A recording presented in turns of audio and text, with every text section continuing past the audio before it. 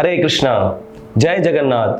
జగన్నాథ ఆలయం నిర్మించిన ఇంద్రదుమ్న మహారాజు జగన్నాథుడి ఎడల 3 వరాలు కోరుకుంటాడు.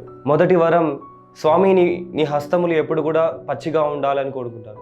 జగన్నాథుడు నైవేద్యాల స్వామి. సో ఆయనకు ప్రతినిత్యం నైవేద్యాలు జగన్నాథ్ మందిరంలో జరుగుతూ ఉంటాయి అన్నమాట. రెండవ వరం, నీ మందిరం ఎప్పుడు కూడా మూతపడకూడదు అని కోరుకుంటాడు. అంటే భక్తులు ఎంతెంతో దూరం నుంచి వస్తారనమాట స్వామి దర్శనం కోసం. స్వామి దర్శనం ఖచ్చితంగా వాళ్ళకి లభిస్తుంది. సో అంత కరుణామయుడు జగన్నాథుడు. మూడవ వరం ఏంటంటే, నాకు ఎటువంటి సంతానం వద్దు అని కోరుకుంటాడనమాట.